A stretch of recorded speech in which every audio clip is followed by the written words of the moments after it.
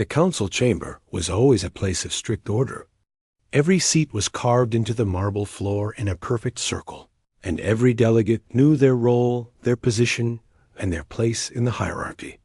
But on this day, something felt different in the airlight, almost playful, because many of the delegates believed the meeting would be nothing more than a formality. They gathered with relaxed shoulders and amused expressions, talking quietly among themselves while waiting for the session to begin. At the center of the room, a shimmering blue platform hummed to life, signaling the start of discussion. The first speaker, a tall member of a crystalline species, raised a hand and presented the main issue for the day, a proposal to bar humans from advanced exploration zones. The words alone caused a ripple of chuckles, like someone had told a harmless joke. A few delegates even leaned back in their seats, whispering to each other as if the topic didn't deserve seriousness. Some said humans were too emotional. Others said they acted without thinking. A few claimed humans got into trouble simply because they were unable to stay still. The chamber filled with comments that weren't openly hostile, just dismissive like adults talking about children who couldn't behave. It wasn't that the council hated humans. They simply saw them as unpredictable, loud, and too eager to involve themselves in situations they didn't fully understand. And for some reason, the idea of banning them from important zones made the delegates laugh rather than argue. Near the back of the room sat a quiet figure, someone most people forgot about during meetings. The archivist. They were responsible for maintaining records, organizing old footage, and preserving past incidents. Their presence had never mattered much. No one paid attention to them unless documents were needed. But today, the archivists shifted forward in their seat. Their eyes followed the conversation closely, and for once, they felt the need to speak. When the council leader finally asked for any objections before proceeding to a vote, the archivist raised a hand. The room paused not out of respect, but out of surprise. It wasn't common for this person to speak.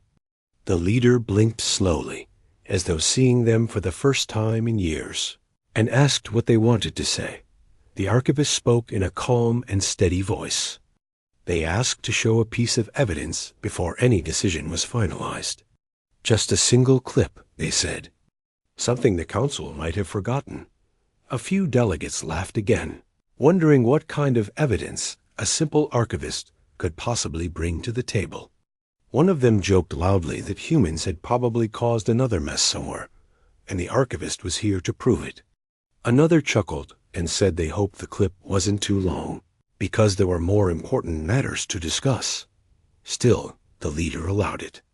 Perhaps out of politeness, perhaps out of curiosity. No one imagined the archivist would show anything meaningful. The lights dimmed one by one until the chamber grew quiet and shadowy. Only the glow from the central holoscreen remained. Slowly, the footage began to play. The first thing shown was a mining colony, located on a distant world far from the crowded trade routes.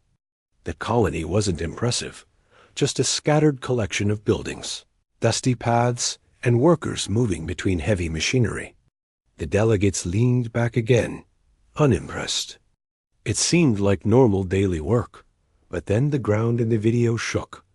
A low rumble echoed through the speakers in the council chamber. Dust burst from the ground in thick clouds. Metal structures collapsed like they were made of paper.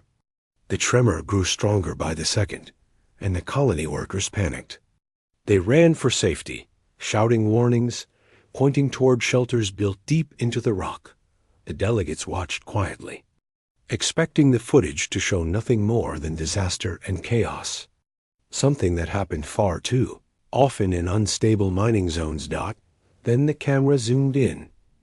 While most of the workers belonging to different alien species rushed toward the shelters, a small group of humans did the opposite.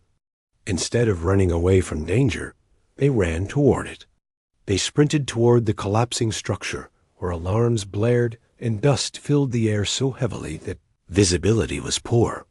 One delegate frowned. Another leaned forward. A whisper passed through the room. Why are they going that way? In the video, the humans reached the damaged area without hesitation. Broken beams blocked the entrance, and the structure was sinking deeper into the ground. The camera trembled as more tremors hit. Anyone watching could tell it was dangerous to remain there. But the humans started working immediately, using whatever they could get their hands on: metal rods, loose pipes, even their own arms to push, lift, and pry open gaps for trapped workers inside. Not one human in the video shouted instructions. Another tried to calm down someone stuck beneath debris. A third person carried a small device to cut through twisted metal. Every human in the clip acted with the same urgency, the same determination. They didn't pause to think about species or rank, or whether the trapped workers belonged to their own group. They didn't ask who the victims were. They didn't bargain. They didn't hesitate. A different kind of silence filled the council room. The camera showed an alien worker trapped behind a fallen support pillar.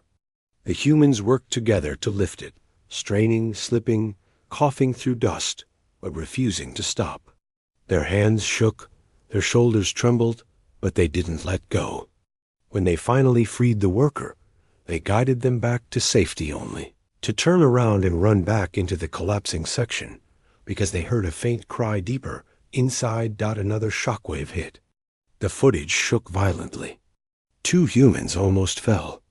Yet they kept going. At one point, a large piece of machinery crashed down, blocking the exit. Dust filled the screen, and the sound cut out for a moment. The delegates watching held their breath. When the dust cleared, the humans were still there, still digging, still calling out for survivors. The final moment of the clip showed something that made several delegates sit upright. The last being trapped in the rubble was not an adult worker. It was a small child from an alien species known to be extremely fragile. One human picked the child up gently, covering them with their own body, while another shielded them from falling debris. Even when part of the building shifted dangerously, they didn't drop the child or run for their own safety. They stayed until the path behind them opened, and only then did they rush the child to the rescue teams waiting outside. The video faded to black. The lights in the chamber slowly brightened. But no one laughed this time. The room was still. Even the council leader seemed unsure of what to say. The archivist stood quietly, saying nothing, allowing the moment to settle. The silence itself was heavier than any speech. The delegates, who had earlier mocked humans so casually, now exchanged uneasy glances. Some looked thoughtful, others looked ashamed, and a few suddenly realized they didn't know humans at all. It was the first time the council had been forced to see something they had ignored for years. Not stories, not rumors, not assumptions, but real actions captured on real footage. Actions that showed a side of humanity rarely discussed in political meetings. A side that wasn't reckless or dangerous, but brave, selfless, and deeply protective of others. The council leader finally exhaled and leaned forward. Their voice, when it came, was much quieter than before. "Is there more?" They asked. The archivist nodded once, and for the first time in the meeting, no one laughed. The chamber stayed quiet even after the first video ended, as if everyone needed time to swallow what they had seen. A few delegates shifted in their seats, trying to look calm, but their eyes told a different story. The easy laughter that had filled the room earlier was long gone. Now there was only discomfort, curiosity, and the faintest hint of guilt spreading through the circle. The council leader turned to the archivist again and asked them to continue. The archivist simply nodded and prepared the next clip. No dramatic words, no long explanation, just a quiet signal to move on. The lights dimmed once more, and the holoscreen flickered to life. This second video opened on a medical station floating above a peaceful blue planet. It looked calm at first: bright hallways, clean rooms, and medical staff walking with purpose. But within seconds, alarms echoed through the speakers. Red lights flashed across the screen, warning of a sudden outbreak spreading inside the station. The delegates leaned in unconsciously. Even those who still doubted humans wanted to see what the archivist had chosen next. In the footage, the outbreak caused chaos. Medical teams scrambled from room to room as more patients fell ill. Some species were highly vulnerable to the infection, while others panicked because they didn't understand what was happening. A few staff members rushed to isolate themselves in safe rooms. Others tried to protect only their own communities. Amid all the confusion, a group of humans entered the scene. They weren't running away. They weren't hiding behind sealed doors. They weren't arguing about whose responsibility it was to act. They simply stepped forward, their faces determined, their movements focused. One human helped a nurse who had collapsed in a hallway. Another cleared a path for a floating stretcher. A third brought medical supplies without waiting to be asked. And the moment they understood how fast the infection was spreading, they reorganized the teams on the spot. They divided tasks among themselves with simple, direct communication. Some handled patients in isolation rooms. Others delivered equipment. A few stayed near the infected zones, rotating in and out so no one became too exhausted. Every choice they made came from urgency, instinct, and a deep desire to help. The camera zoomed in on one human who was checking the vitals of a patient from a species known for their delicate respiratory system. The patient was scared, trembling so much that their hands shook. The human gently held their hand and spoke softly, not about science or rules, but about staying calm and breathing slowly. The patient relaxed almost instantly, trusting the quiet reassurance. Another human was seen loading equipment onto a hover cart. Their arms were shaking from exhaustion, but they kept going. When the cart malfunctioned, they pushed it manually down the hallway without complaining or slowing down. A few delegates watching the video exchanged hesitant glances. They hadn't expected this part. Most species in the galaxy respected medical work, but not many were willing to step into danger so willingly, especially not for strangers. The footage continued, showing how some medical staff had locked themselves inside emergency rooms, following protocols. But the humans knocked on the doors not to ask for help, but to ask for supplies, more gloves, masks, and emergency kits. They weren't angry at those hiding inside, nor did they blame them. They simply needed equipment and carried it back without comment. Then came the moment that shifted the entire mood of the council chamber. The screen displayed the main isolation area, where infected patients lay in rows. The atmosphere looked heavy and tense. The disease had spread faster than predicted, and many staff members were overwhelmed. But through the haze, humans kept moving, one task after another, refusing to stop even when their shoulders sagged or their breathing became uneven. One human worked beside an alien doctor, adjusting equipment, helping with injections, passing tools, and lifting patients who couldn't move. At one point, the alien doctor stumbled and almost collapsed from exhaustion. The human caught them before they fell. The doctor whispered something the camera barely picked up. "If you weren't here, none of us would survive." The human didn't respond with pride. They just nodded slightly and went back to helping the next patient. As the delegates watched, something subtle changed in the room. Shoulders lowered. Expressions softened. Even those who had scoffed earlier now seemed unsure of their earlier opinions. The video was not flashy or heroic in a dramatic way. It showed real exhaustion, real struggle, real humanity. And somehow that made it more powerful. The footage continued, showing rotation teams. Humans switched places every few hours, making sure no one remained overworked. When one person became too tired, another took their spot. They covered each other without being asked. They checked on each other quietly, wiping sweat from their faces before moving on. The camera captured a moment where a human leaned against a wall for just a second, breathing hard, struggling to stay upright. They had been inside the infected zone for hours, and their body language showed the weight of it. But before they allowed themselves to rest, they looked around to make sure no one needed immediate help. Only when they were certain everyone was stable did they allow themselves to sit. A quiet murmur rose in the council chamber. The archivist let the footage continue in silence. They didn't rush it. They wanted the delegates to feel the full impact. The final part of the video showed the aftermath. After days of constant medical work, after sleepless hours, after every infection wave had been slowed, the medical station finally stabilized. Fresh teams arrived from nearby planets to take over. Several humans in the footage were sitting against the wall, eyes tired, clothes stained, hands shaking not from fear, but from exhaustion. One of them was handed a cup of water by an alien nurse. They smiled weakly, thanked her, and tried to stand even though their legs were giving out.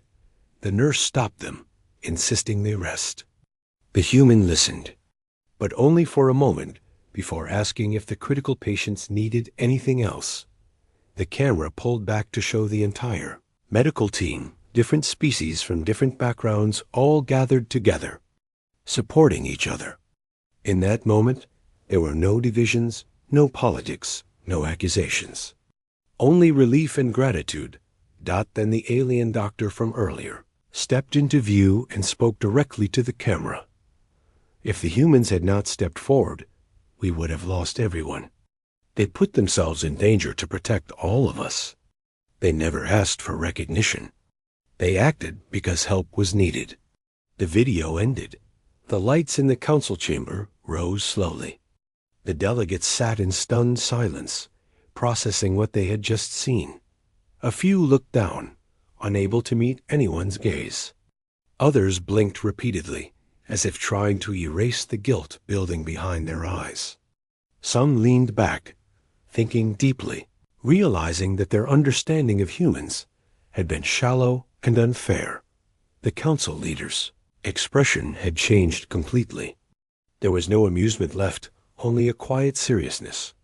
They turned to the archivist. "Is there still more evidence?" The archivist nodded gently. For the second time, the room remained silent. Not a single delegate laughed. Not a single one whispered. Everyone waited, no longer certain of anything they had believed just an hour earlier. And the archivist prepared to show them the next truth. The council chamber was no longer the same place it had been at the start of the meeting. The cheerful mood was gone. The sarcastic comments had stopped. Even the delegates who earlier laughed the loudest now sat quietly, avoiding eye contact with one another. The weight of the videos already shown hung heavy in the air, changing the atmosphere in a way no one expected. The archivist stepped forward again, calm as ever, and prepared the third clip. They didn't rush. They didn't speak dramatically. They just moved with a kind of quiet purpose, as if they had been waiting a long time for this exact moment. The lights dimmed, and the holoscreen flickered to life. The third video opened on a diplomatic vessel drifting through deep space. At first, everything seemed normal. The ship's white hallways glowed softly. Delegates from various species walked in small groups, discussing schedules, meetings, and agreements. The atmosphere looked calm, organized, and peaceful. But then the warning alarms suddenly blared. In the footage, the ship shook violently as bright flashes lit up the windows. Every delegate in the hallway turned in shock. Some froze. Others stumbled. A few ran toward the emergency escape pods, pushing past whoever stood in their way. The camera shifted to the exterior of the ship, revealing a swarm of pirate craft surrounding the vessel.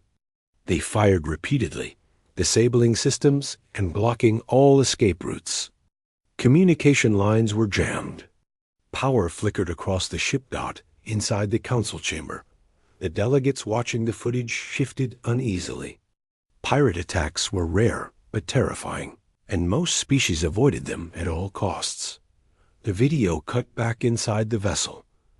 While panic spread through the corridors, a group of humans moved in the opposite direction, straight toward the danger. The delegates in the council chamber noticed the pattern instantly.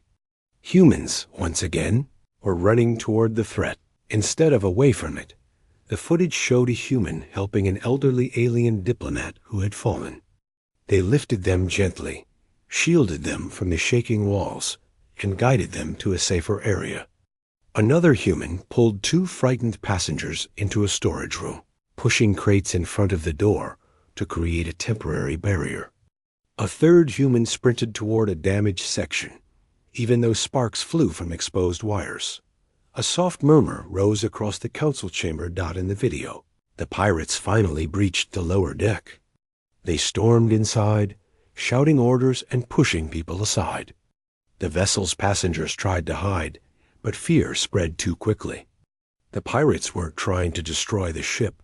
They wanted to capture high-ranking delegates to demand ransom. In the middle of the chaos, a human guard stepped in front of a group of unarmed passengers. They raised their hands, trying to negotiate calmly. They spoke slowly, offering cooperation if the pirates agreed not to harm the civilians. The pirates didn't listen. They pushed forward aggressively. A second human joined the first, helping create a barrier between the pirates and the passengers. They didn't draw weapons. They didn't attack recklessly. They just stood firm, refusing to let anyone pass. Watching from the council chamber, the delegates leaned forward. There was no excitement in their eyes, only disbelief. The footage shifted again. Another hallway appeared narrow, dimly lit, and shaking as the ship's engines tried to stabilize. A group of alien passengers were trapped behind a fallen beam. Smoke filled the air, and the sound of distant blasts echoed through the ship. Then a human appeared through the haze. They pulled off their jacket and wrapped it around a coughing passenger. They pushed debris aside with their bare hands, ignoring the sparks and sharp edges. They lifted one beam enough for the passengers to crawl out, gritting their teeth from the strain.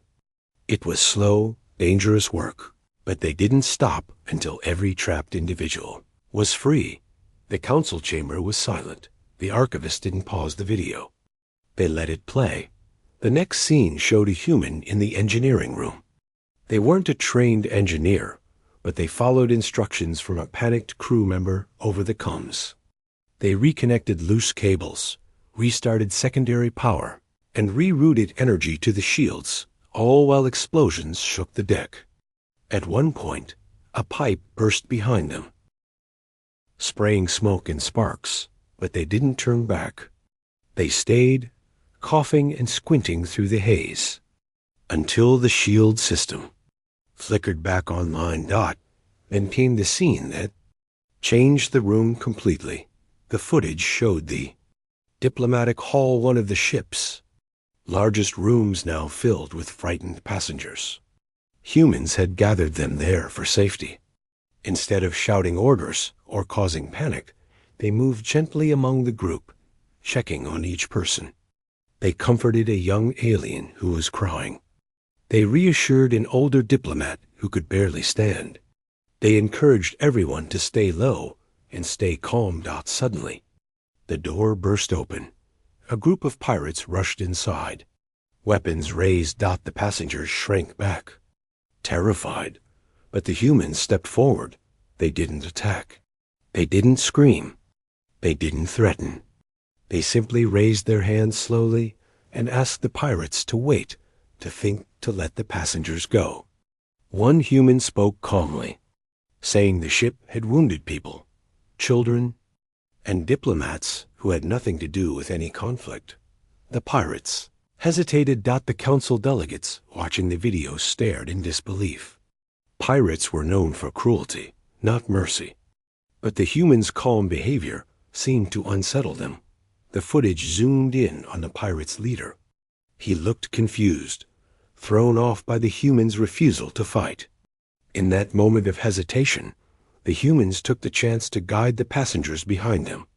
slowly creating a barrier. A few of the pirates lowered their weapons, unsure what to do.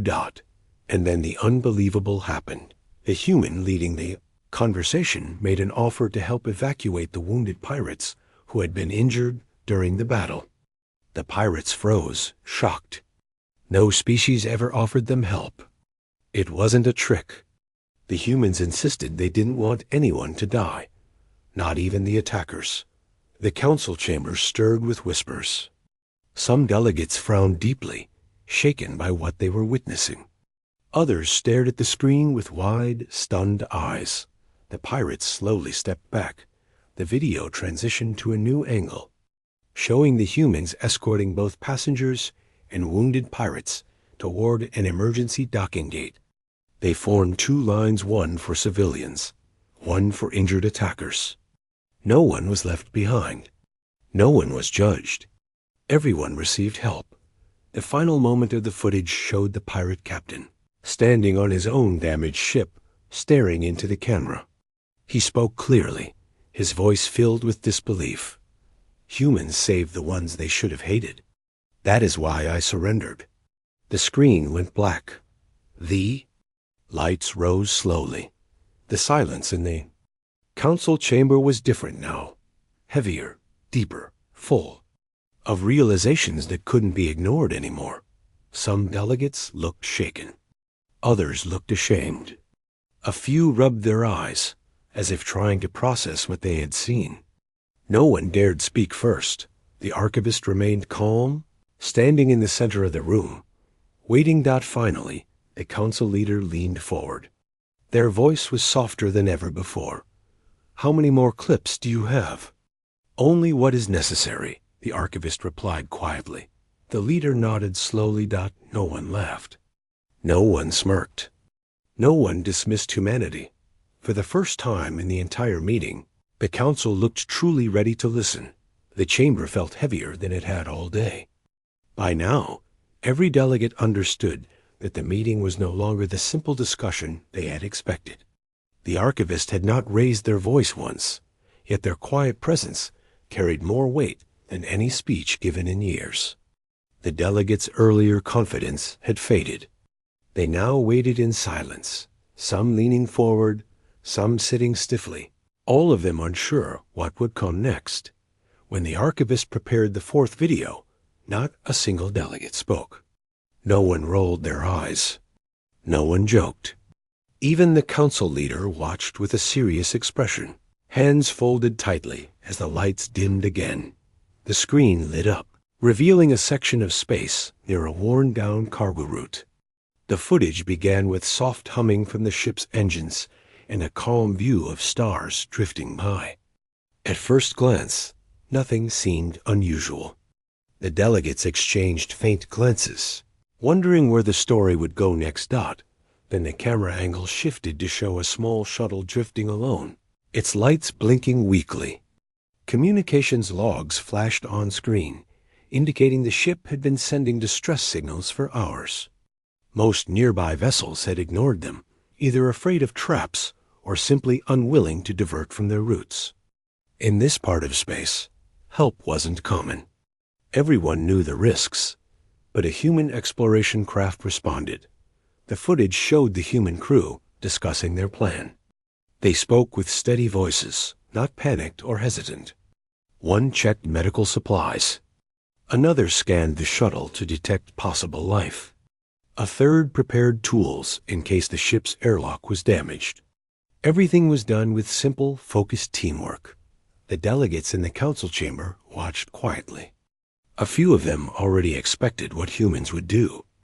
Others still appeared tense, unsure what the video would reveal. The scene shifted. Inside the stranded shuttle was a single survivor, an alien, officer injured and struggling to breathe. The cabin was filled with smoke. Lights flickered. Life support was failing. The officer had stayed conscious only long enough to hit the distress beacon, hoping anyone would come. The human crew didn't waste a second. They docked quickly and pulled the shuttle door open. Heat rushed out. Smoke hit their faces, but they pushed forward even when their eyes watered. One human covered the officer with a thermal blanket. Another lifted the officer gently, ignoring how cramped and unstable the floor was. A third human cleared debris out of their way. The council chamber remained completely silent. The footage continued, showing the officer waking up later in the human craft's medical bay. They looked confused at first, as though they expected hostility or at least suspicion. Instead, they found humans quietly tending to their wounds. One of them checked their breathing. Another adjusted the oxygen mask. A third offered water, keeping their voice calm. The camera lingered on the officer's expression, an expression full of disbelief. But this was only the beginning of the fourth video. The real reason the archivist chose it came next. After the rescue, the human craft and the survivor headed toward a neutral station to dock. But just as they prepared to land, warning beacons flashed again. A massive solar flare was heading straight toward the station. The shock wave would hit in minutes, and the station wasn't equipped to handle the blast. Evacuation orders spread quickly. The footage showed panicked passengers scrambling, alarms ringing, ships trying to take off all at once. Some vessels blasted away, pushing ahead even if it meant nearly colliding with others. Several aliens shouted orders, trying to organize their families. Some worried about their belongings. Others simply ran without looking back. In the middle of the chaos. The humans didn't join the rush. Instead of leading first. They anchored their ship and rushed inside the station. The delegates in the council chamber leaned forward. Knowing the pattern by now, humans running toward danger when everyone else ran away. Inside the station, the humans began guiding people to the emergency hangars. They pointed out the safest paths. They helped injured passengers move faster.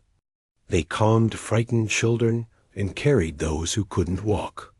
One human found an elderly traveler who had fallen and couldn't stand.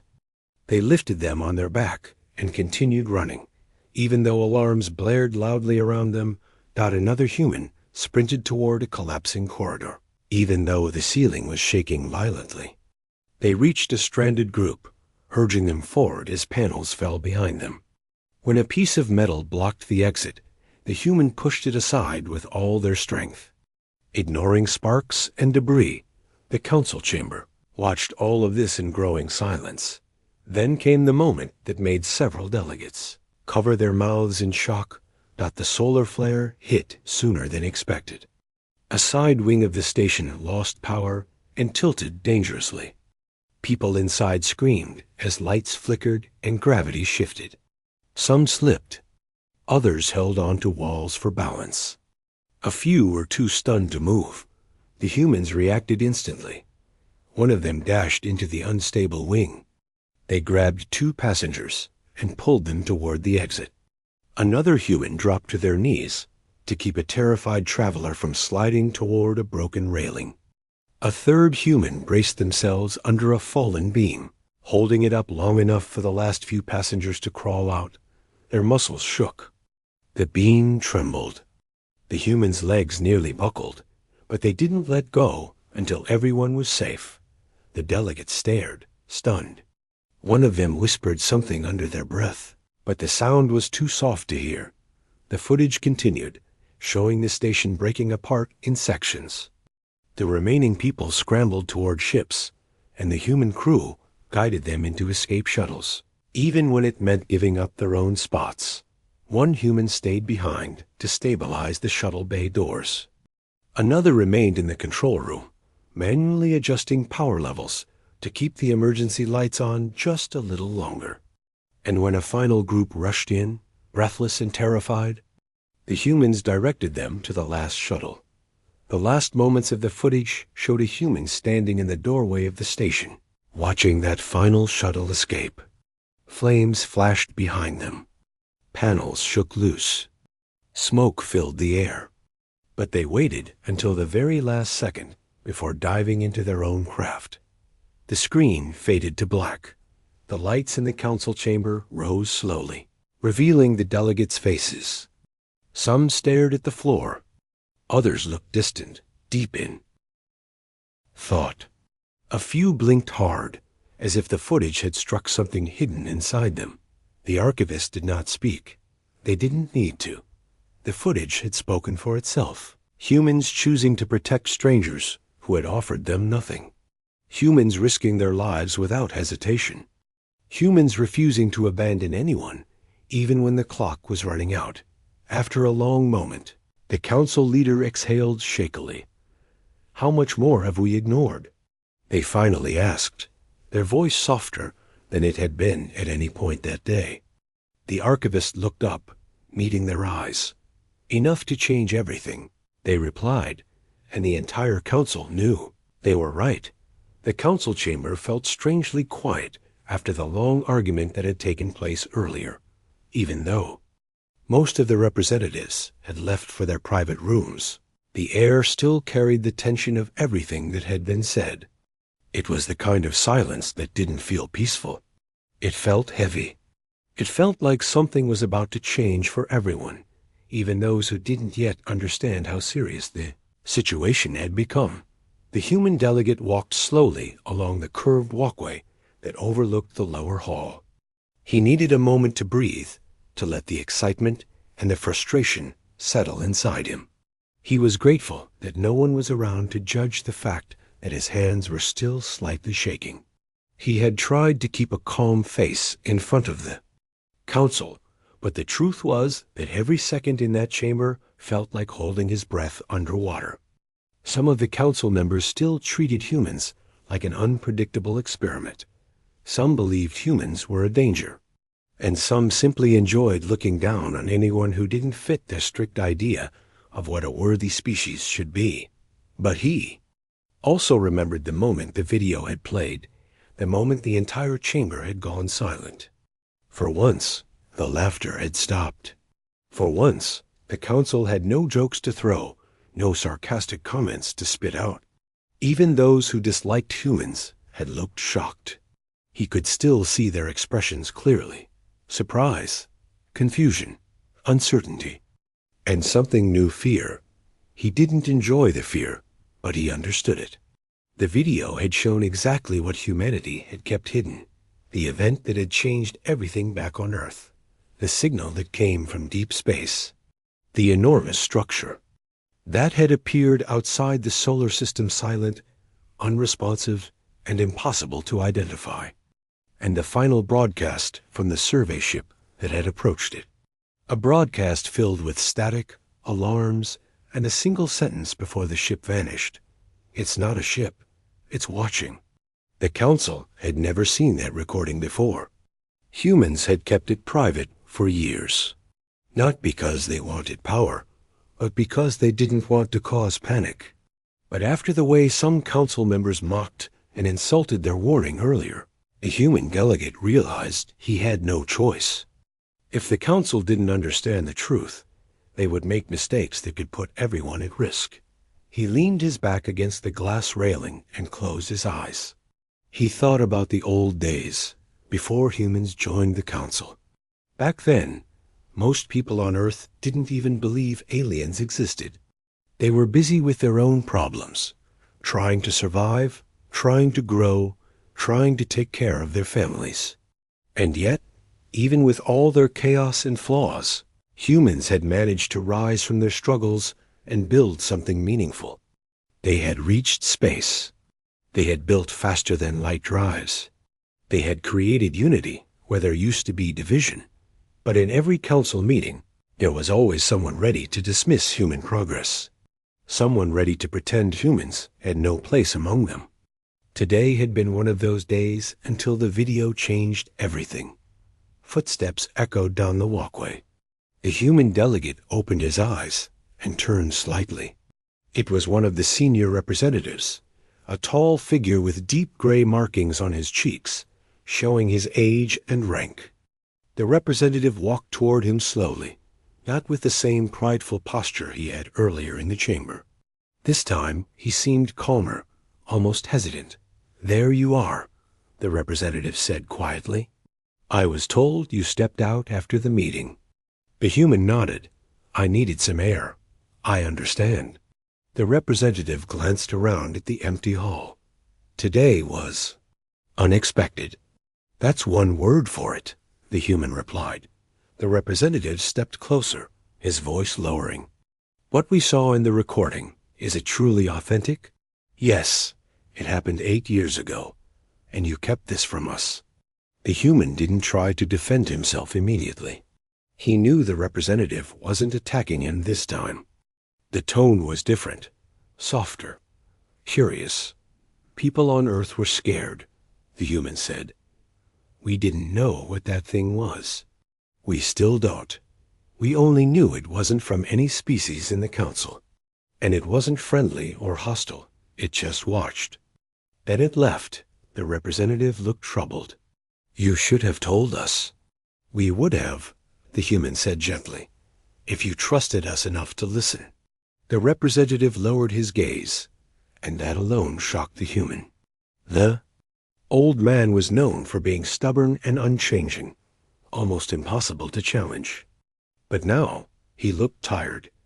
You're right, he said quietly. Some of us were too quick to dismiss your warnings. Some of you laughed, the human reminded him, not angrily. Just honestly. The representative sighed. Fear often hides behind laughter. You may not believe this, but many council members find your species unpredictable because you grow too fast. You adapt too quickly. You survive things that would destroy others. We survive because we don't have a choice. The representative nodded slowly. Perhaps that is what makes you strong. Or perhaps it makes you dangerous. I haven't decided yet. The human gave a small smile. We're dangerous when we need to protect someone. That's all. The representative didn't argue.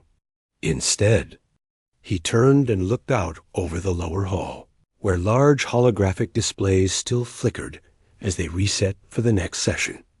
Tomorrow, he said, there will be another meeting. Many will demand answers. Many will want to understand what they saw. I'll tell them everything. They won't all believe you. I know. The representative looked at him with a strange expression, not hostility, not doubt, but something closer to respect. But they will listen. The video made sure of that. The human nodded. That's all I needed. Another set of footsteps echoed through the hall. A group of younger council aides hurried past, speaking in worried tones. They kept glancing. At the screens, at the replay icons, at the small image of the structure frozen in the last frame. The rumor had already spread. Something unknown was out there. Something none of them could identify. When the aides disappeared around the corner, the representative spoke again. You said the structure vanished after the broadcast. Yes. Do you know where it went? No. Do you think it will return? I hope not, the human answered softly. But I think it might. The representative rubbed his chin, a gesture of deep thought among his people. If what you fear is true, he said, then we cannot afford division anymore. The human felt a strange chill at those words. You mean between humans and the council? I mean between all species, the representative said firmly, including humans. For the first time that day, the human felt a weight lift from his shoulders. Maybe things wouldn't change overnight. Maybe there would still be arguments and doubts, but something had shifted. The council had seen the truth with their own eyes, and now they couldn't pretend it was just human imagination. The representative rested a hand on the railing. You should get some rest. Tomorrow will not be easy. I know, the human said, but it will be important. As the representative walked away, the human stayed there for a while longer, thinking about Earth, about the silent watchers. In deep space, about the council's reaction, and about what tomorrow might bring. He wasn't afraid, not anymore. Humanity had faced the unknown before. They had survived disasters, mistakes, conflicts, and everything in between. They would survive this too, whatever it was. But he also knew something else, something simple and powerful. The council wasn't laughing anymore. And tomorrow, They would finally understand why humanity had come so far, why they had fought so hard to earn a seat in that chamber, and why, when danger approached, humans didn't run. They prepared, and he would make sure the entire council understood that truth, even if it took every word he had left. The next morning arrived with a strange kind of stillness. Even though the council building was always busy, filled with different species moving through the bright halls and whispering in their usual groups, something felt different today. It was as if everyone sensed that the meeting ahead would not be like the others. Something heavy hung in the air, something invisible but impossible to ignore. The human delegate walked through the entrance slowly, his mind steady but alert. He had slept very little the night before. His thoughts kept circling around the video, the reaction of the council, the representative's words, and the unknown object that had once appeared near Earth. He could feel the tension in his chest, but he reminded himself that fear wasn't weakness. Fear was simply a sign that something mattered deeply. As he entered the main hall, he noticed how quickly conversations stopped the moment people saw him. In the past, some of them didn't even look at him. Others looked through him, as if he were irrelevant. But today, every gaze followed him, filled with curiosity, doubt, and worry. He didn't feel proud of the attention, but he accepted it. At least now, they were looking at him for a real reason. He reached his assigned seat in the chamber and sat down quietly. A few seconds later, one of the aides approached him. The aide spoke softly, almost respectfully, which was unusual. "The council leader wants to see you briefly before the meeting starts." The aide said. The human nodded, stood up, and followed. They entered a small room behind the main chamber, where the council leader waited. The leader was an older figure with pale patterns across his forehead that shifted with his emotions. Today, they looked dim and tired. He motioned for the human to sit. "You caused quite an impact yesterday," the leader said without anger. "I didn't mean to cause a disturbance," the human replied. "But I couldn't stay silent anymore. I understand." The leader studied him quietly for a moment. "I called you here because once the meeting starts, things will move very fast. Many representatives will challenge you. Some will demand proof, others will demand explanations, and some may still question your motives. I'll answer everything I can," the human said. "That's what I expect." The leader leaned forward slightly. "But before all of that, I want to know something personally. Why didn't your people tell us sooner? You've been part of this council for years. You had every chance." The human took a slow breath. On Earth, people still struggle with their own fears. When the event happened, the object appearing, the survey ship vanishing, it created confusion and panic. The governments didn't want to spread that panic across the galaxy. They wanted to understand it first. They wanted to protect everyone, not scare them. The leader listened carefully. "Do you believe the object will return?" The human answered honestly. "Yes." The leader closed his eyes briefly, absorbing the weight of that answer. "Then today's meeting might shape the future of every species here. I know." The leader stood. "Good. Then let's begin." They walked back into the chamber together. The room was already filled with council members, each with their own expressions. Some worried, some angry, some silent. The leader seated himself at the central platform and struck the signal that called the room to order. The lights dimmed slightly, and the large holographic screens activated above them. The leader began, his voice low but powerful. "We are gathered to discuss the information revealed yesterday. The recording shown by the human delegate has raised concerns about an unknown object that appeared near their solar system. Today, we will question, analyze, and attempt to understand the nature of this threat." All eyes turned to the human delegate. He stood. A representative from a distant world spoke first. "Is the recording we saw unedited?" "Yes," the human replied. It's exactly what was broadcast by the survey team before they disappeared. Another representative raised her voice sharply. How can we be sure humans didn't exaggerate or manipulate the video to gain influence? The human didn't take offense. He expected this. If I wanted influence, I wouldn't have waited years to share this. The truth is simple. Humanity was afraid. We still are. And fear kept us silent, not ambition. Murmurs spread through the chamber. The next representative spoke quietly. What did your scientists conclude about the object? We still don't know what it was, the human admitted. But the energy readings were unlike anything we've ever seen. The object didn't match any known technology. It didn't seem alive, but it wasn't mechanical either. It behaved like it had awareness. Not curiosity, not anger, just awareness. A younger representative leaned forward. And the ship? It didn't explode? Not in a normal way, the human said. It simply vanished. No debris, no communication. Just gone. The silence that followed felt like a thick blanket spreading across the room. Finally, the council leader spoke again. We have reviewed the recording several times. There are no signs of alteration. This threat appears legitimate. Some representatives nodded slowly. Others shifted uncomfortably. A few looked frightened. The leader continued, We must decide how to respond.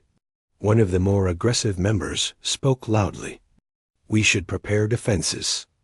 Another argued, We do not even know what the object is.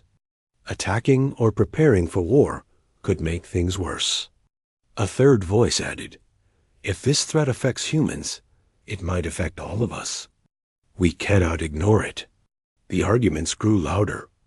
Different species stood, waving their hands, pointing fingers, throwing theories and fears across the chamber. It felt like chaos. The human delegate remained quiet for a long moment, watching the confusion grow. He didn't interrupt. He didn't raise his voice. He waited until the leader finally called for silence. Then he spoke. Before you argue about weapons or strategies, there's something you need to understand. When that object appeared near Earth, our people didn't panic because of the unknown threat alone. We panicked because we didn't know if the rest of the galaxy would stand with us if something happened. The chamber grew still again.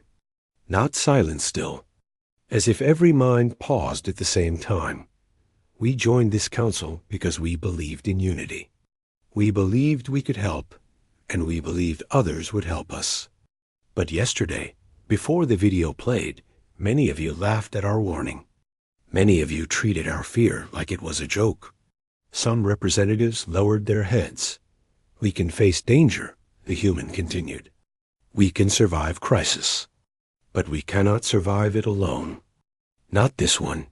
The leader watched him closely. What are you suggesting? A representative asked. I'm suggesting something simple, the human said. Stop treating humans like a problem. Start treating us like part of this council. Because if this threat returns, every species here will need each other. We either stand together, or we fall alone. A deep hush filled the room. Even those who disliked humans couldn't deny the truth in his words. The leader finally stood. I agree. What we saw in the recording cannot be ignored. And the unity of this council is not optional anymore. It is necessary. For the first time since the meeting began, several representatives nodded together. From this moment, the leader announced, we will begin preparing a joint investigation team, including humans, to search for traces of the unknown object. We will also form a shared defense plan, not for war, but for protection. The human felt air return to his lungs. Not victory, just relief. The leader looked directly at him. Your species has struggled to earn trust here, but today you have shown honesty and courage. You have reminded us of something important. He paused, letting the room breathe. That even the strongest civilizations can fall if they ignore danger? and that sometimes the smallest voice carries the biggest truth. The meeting ended with no shouting, no laughter, no insults. Instead, it ended with something the human had never felt from the council. Before Respect. As the delegates filed out of the chamber, several representatives approached him, not to argue, not to criticize, but to offer quiet words of support. Some asked questions, others offered help, and a few simply nodded politely as they passed. The change was small, but real. When he finally stepped outside the chamber, he looked up at the high ceiling of the council building, feeling the weight of the moment settle inside him. For years, humans had tried to prove their worth. For years, they had been judged, questioned, doubted. But today, everything changed. Not because of power, not because of fear, but because one truth finally reached them. All humanity might be small in the vast galaxy, but their courage was not. And now, for the first time, the council understood that. The human walked slowly down the long corridor toward the exit, feeling the quiet energy of a new beginning. Whatever the unknown object was, wherever it had gone, whatever it planned, he knew one thing clearly. This time, humanity would not face it alone, and this time, no one would laugh.